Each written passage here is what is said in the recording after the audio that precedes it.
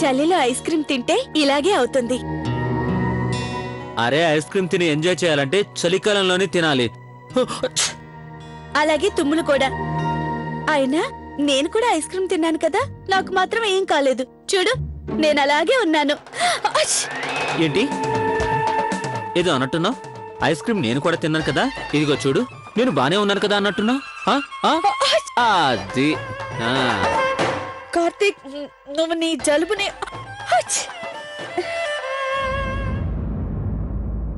నా జలుబుని ఇచ్చానంటావా? సరే అలాగే కాని ఏదో ఒకటైతే ఇచ్చాను కదా.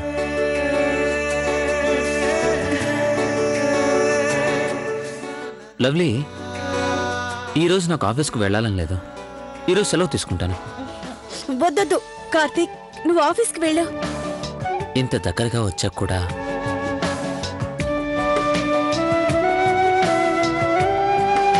మన ఇద్దరి మధ్య ఈ దూరాలు ఇంకెంతకాలం ఉండాలి? కార్తీక్, నీకు నువ్వు ఇచ్చుకున్న ప్రామిస్ ని నువ్వే మర్చిపోతున్నావు. కానీ నాకు ఇప్పుడు నా ప్రామిస్ గుర్తొచ్చింది, అందుకని నేను ఆఫీస్కి వెళ్తున్నాను. ఇక నేరుగా ఆఫీస్కి వెళ్ళు. నీ వల్ల నా కుకింగ్ క్లాసెస్ కూడా ఆలస్యం అవుతుంది, నీ అల్లరి పనుల వల్ల. వెళ్తున్నాను కదా. నువ్వు కూడా మందులేసుకో.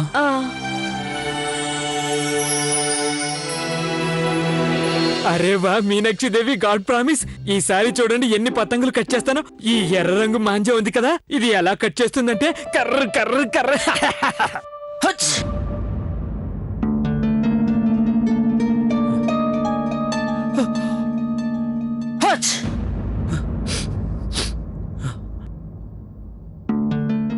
ఏం లేదు, కొద్దిగా జలుబు చేసిందంతే. అది నేను మకర సంక్రాంతి కోసం చాలా పతంగులకి ఆర్డర్ ఇచ్చాను. అవి వచ్చిన వెంటనే మనం దుకాణంలో అమ్మేందుకు పెడదాం. చాలా బాగుందన్నయ్య. అంటే రేపు మన వీధిలో బోల్డ్ అన్ని పతంగులు ఎగురుతాయి. చూద్దాం రేపు ఎవరెవరు ఎన్నెన్ని పతంగులు కోస్తారు. శివ, నువ్వు పతంగులు కోయటం గురించి మాట్లాడకపోవడమే మంచిది. గత సంవత్సరం నువ్వు ఒక్క పతంగి కూడా కోయలేదు. నువ్వే చూస్తావుగా, ఈసారి నేనే బోలెడని పతంగులు కోస్తాను, పోటీలో నేనే గెలుస్తాను. అరే అన్నయ్య, పోయిన సంవత్సరం గురించి ఇప్పుడెందుకు? రేపు చూడండి నేను ఎన్ని పతంగులు కట్ చేస్తాను. ఇన్స్పెక్టర్ శివగారు, నీ వీరత్వం పెత్తనం నీ పోలీస్ స్టేషన్లో నడుస్తుందేమో గానీ మా దగ్గర నడవదు, గుర్తుపెట్టుకో. మీనాక్షోదన, ఇలా అన్నయ్య మనసును రెచ్చగొట్టడం చాలా బాగుంది. రేపు చూసుకుందాం అన్నయ్య. అలాగే, అది చూద్దాం. మీ ఇద్దరి పెద్ద పెద్ద మాటలు అయిపోయాయా? ఏవండి, గాడ్ ప్రామిస్ గత సంవత్సరం విషయాలు అసలు మీకు గుర్తున్నాయా? అందరికన్నా ఎక్కువ పతంగులు మన కార్తీకే కట్ చేశాడు.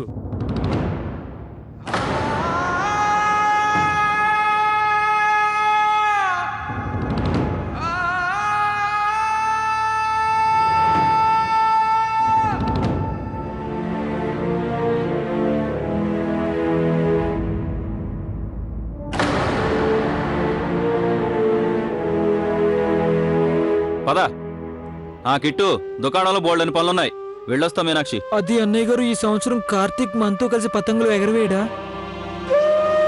కార్తీక్, ఇంకా ఒక్కరోజు ఓపిక పట్టు. ఆ తర్వాత మనం కూడా మన కుటుంబంతో కలిసి ఉంటాం.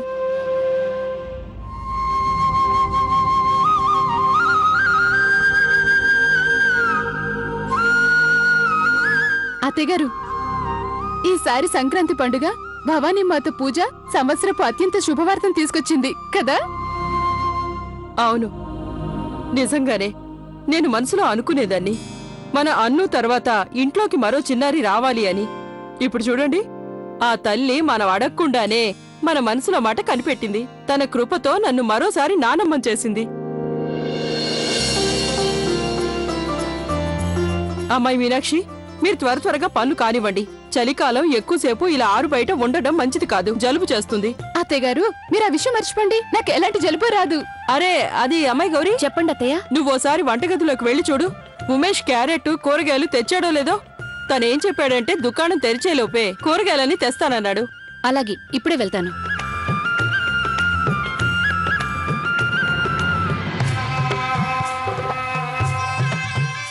చిన్నమ్మా, అన్ను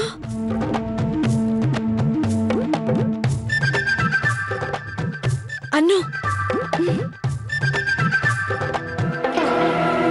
చిన్నమ్మ నా చాక్లెట్. ఇవిగో చాక్లెట్స్. థ్యాంక్ యూ చిన్నమ్మ.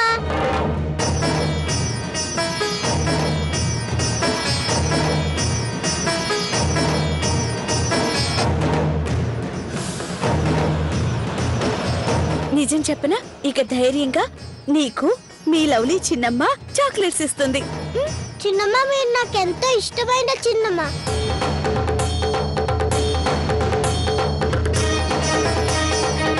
సరే ఇక వెళ్ళు వెళ్ళా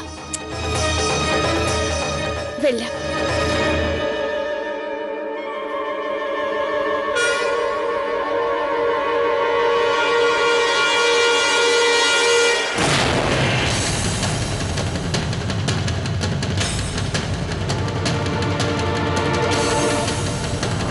నమస్కారం గౌరమ్మ గారు. నమస్కారం. నువ్వు పైకెళ్ళి అత్తయ్య గారిని అడుగు, నువ్వు చేసేందుకు ఏదైనా పని ఉందేమోనని. నేను కాసేపట్లో వస్తాను. అలాగే అమ్మగారు.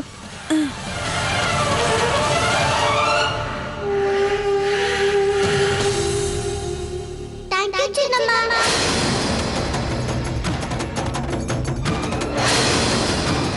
చిన్నమ్మ మీరు నాకెంతో ఇష్టమైన చిన్నమ్మ.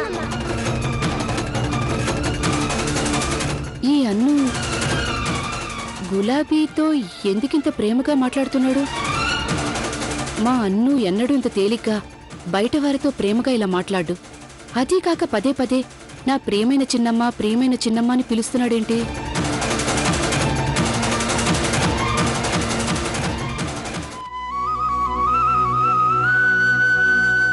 అత్తయ్య గారు, రేపు చాలా సరదాగా ఉంటుంది కదా. పొద్దున్నే సూర్య భగవానుడి దర్శనం చేసుకుంటాం, గంగా నది నీళ్లలో మునకలు వేస్తాం. ఆ తర్వాత సాయంకాలం జాతరకి వెళ్తాం. హాయ్ హాయ్, బోలెడంత సంతోషం. బోలెడంత. వత్తులు మరీ లావుగా చేయకు, సరేనా? అలాగేనండి. నమస్కారం అమ్మగారు. నమస్కారం. ఎలా ఉన్నావు నువ్వు? ఇదిగో చూసావుగా, తనకు జలుబు చేసింది. అమ్మగారు, నేను తమరికి ఏదైనా హెల్ప్ చేయమంటారా? తప్పకుండా. ఓ పంచేయి, వెళ్ళు. అక్కడ మీనాక్షి చేస్తున్నట్లుగా సన్నగా వత్తులు చేయి. అలాగే చేయి.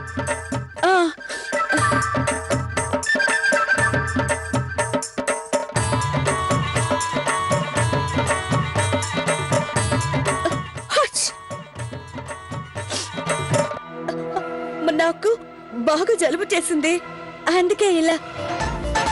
అరే, కార్తీక్ కూడా ఇలాగే పదే పదే తుమ్ముతున్నాడు.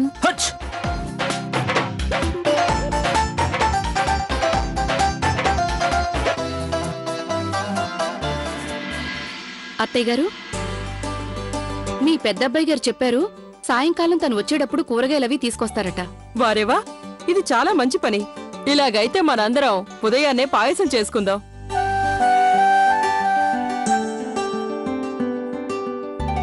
అన్నట్టు అమ్మాయి గౌరీ, ఈ ప్రియ ఎక్కడికి వెళ్ళింది? ఎక్కడుందో చూస్తానని తీసుకురా. నేను కోరుకునేదేంటంటే ఆ అమ్మవారి స్థాపనలో నా అందరి కోడళ్ళ చెయ్యి ఉండాలని. అలాగే అత్తయ్య. గులాబీ, వెళ్ళి ప్రియం త్వరగా తీసుకురా. అత్తయ్య గారు, ఈ రోజు అమ్మవారి స్థాపనలో 5వ కోడలు చెయ్యి కూడా మీకు తెలియకుండా తోడవుతుంది.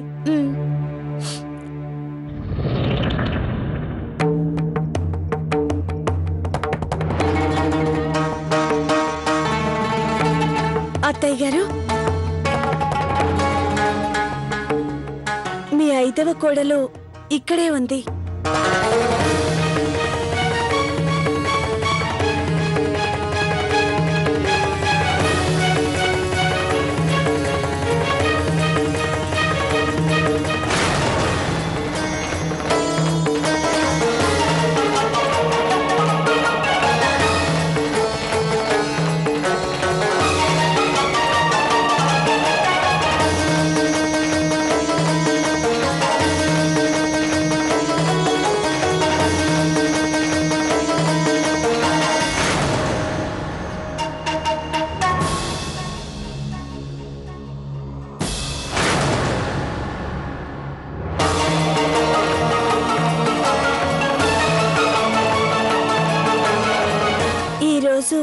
అమ్మవారి స్థాపన పూజలో నా చెయ్యి కూడా తోడయింది.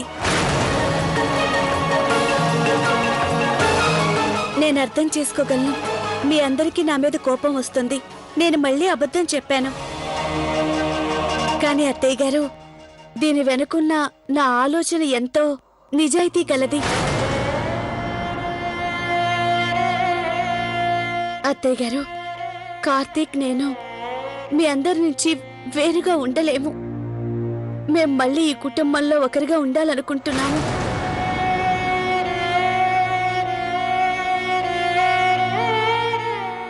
ప్లీజ్ అత్తయ్య గారు.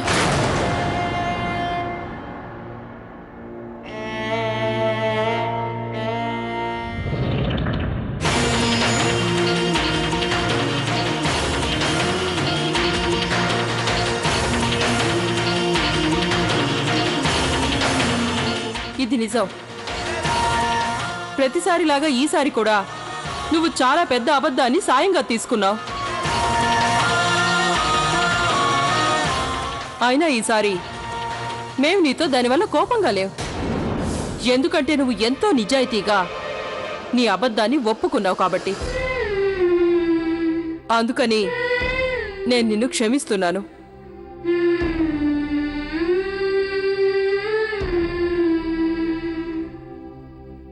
అలాగే నువ్వు ఈ విధంగా చేసి నువ్వు కౌశిక్ కుటుంబపు సర్వగుణ సంపన్న కోడలివని నిరూపించావు.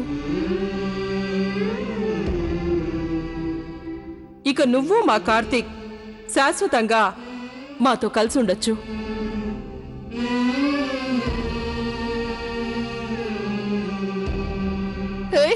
నువ్వు మా అందరినీ పిచ్చోళ్ళని చేసేసావా?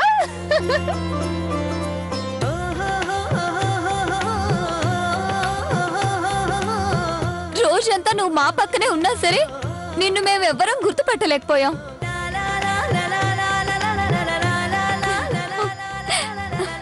నాకైతే మొదటి నుంచి అనుమానంగానే ఉంది. అయినా అందరం కలిసాం, ఆనందంగా ఉందాం.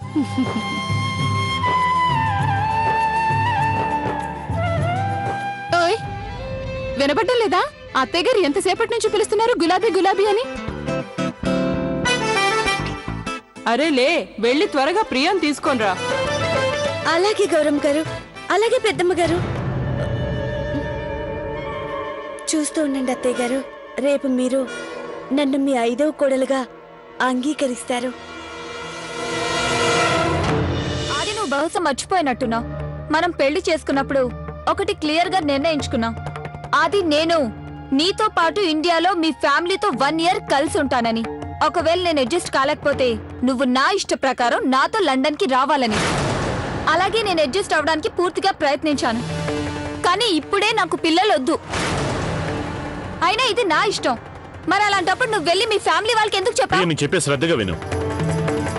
నీ కంటితో నువ్వే చూసావుగా ఈ వార్త విన్న మా ఫ్యామిలీ అందరూ ఎంత సంతోషించారో. మీ ఫ్యామిలీ సంతోషంగా ఉంది, మరి నా సంతోషం సంగతేంటి? ప్రియ, నువ్వు నన్ను అర్థం చేసుకోవడానికి ప్రయత్నించు.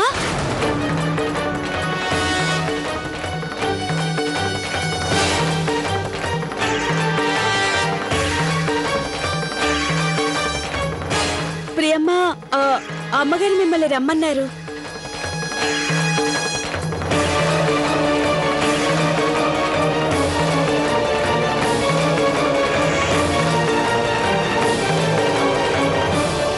అక్క చాలా టెన్షన్లో ఉంది. మాట్లాడించడానికి ట్రై చేస్తాను. ప్రియమ్మ, నన్ను క్షమించండి. నేను కూడా ఒక పెళ్ళైన ఆడదాన్ని. మా ఇంట్లో కూడా ఎన్నో జరుగుతూ ఉంటాయి. ఈ రోజు మిమ్మల్ని చూస్తే నాకు అనిపిస్తుంది మీ ఇద్దరి మధ్య ఏదో గొడవ జరుగుతుంది అని. దానివల్ల మీరెంతో బాధపడుతున్నారు కదా? ప్రియమ్మా, మీరు కావాలంటే నేను మీకు ఏదైనా హెల్ప్ చేయనా? ప్రియమ్మా, మీరు నాకు విషయం చెప్పకపోతే నేను మీకు ఎలా హెల్ప్ చేయగలను? మీ మనసులోని బాధని చెప్పండి.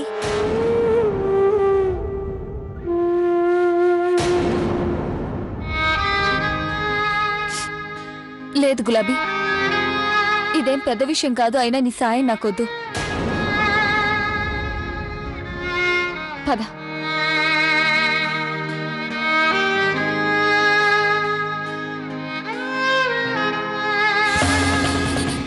ఆదిత్య బావకు ప్రియాకకు మధ్యలో ఏదో గొడవ మాత్రం ఉంది. ఆ విషయాన్ని నేను తెలుసుకుని తీరాలి. ఒక మాల పూర్తయింది, ఇక రెండోది కావాలి. అరే చల్లగా ఉండు. చూడు తల్లి, నువ్విప్పుడు ఈ పనులన్నీ చేయాల్సిన అవసరం లేదు. అవును, నాకొక మాట చెప్పు, నీ ఒంట్లో అంతా బానే ఉంది కదా? ఎలాంటి ఇబ్బంది లేదు కదా? లేదు. అయితే నువ్వు ఒక పని చెయ్యి.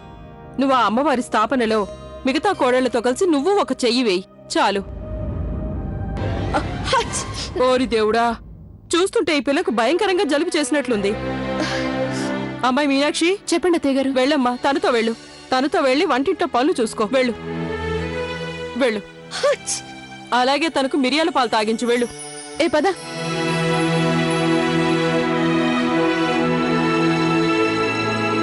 హచ్ హచ్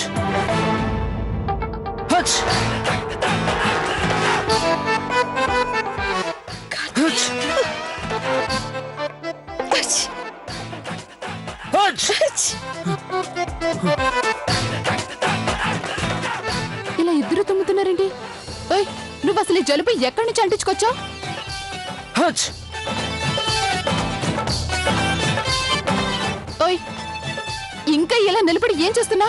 త్వరగా హాల్ని శుభ్రం చేయి. మిగతా పనులన్నీ నేను నీకు తర్వాత చెప్తాను. మీనాక్షమ్మ, సారీ.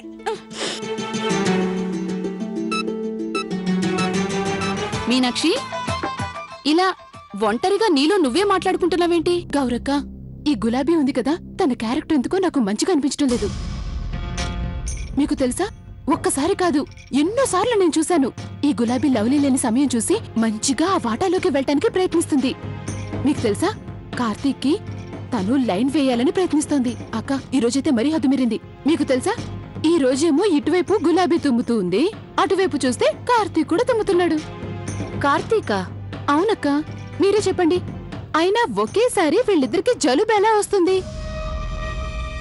గౌరక, నాకైతే అనుమానమే కాదు, పూర్తి నమ్మకం కుదిరిపోయింది.